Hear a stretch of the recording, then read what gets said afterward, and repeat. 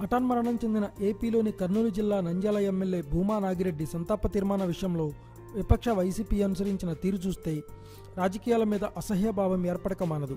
చట్టసభల్లో సభ్యుడిగా ఉన్న ఓ మనిషి చనిపోతే అతడికి ప్రతిపక్ష నేతగా సంతాపం తెలపాల్సిన బాధ్యత ఉన్న జగన్మోహన్ రెడ్డి నిస్సిగ్గుగా వ్యవహరించిన తీరు రాజకీయంగానూ వ్యక్తిగతంగానూ విమర్శలకే తావిస్తోంది.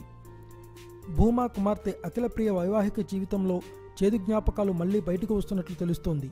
అఖిలప్రియ వివాహం జగన్ మేనమామ కమలాపురం ఎమ్మెల్యే రవీంద్రనాథ్ రెడ్డి కుమారుడితో ఘనంగా జరిగింది. అయితే ఏడాదికే వీరిద్దరి మధ్య తీవ్రమైన మనస్పర్ధలు వచ్చాయి.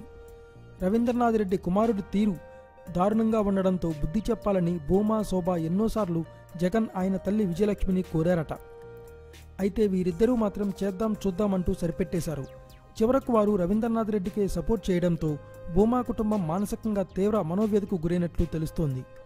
చివరకు భూమా సంతాపం తీర్మానం విషయంలో కూడా జగన్ తన పార్టీకి చెందిన మహిళా ఎమ్మెల్యేలతో టార్గెట్ చేయించిన తీరు అఖిలప్రియతో పాటు భూమా అనుచరగణాన్ని తీవ్ర ఆవేదనకు గురిచేసినట్లు తెలుస్తోంది. వాస్తవానికి భూమా సంతాప తీర్మానం విషయంలో జగనాడిన గేమ్ను వారి వ్యక్తిత్వానికే వదిలేస్తున్నట్లు ఆమె చెప్పింది.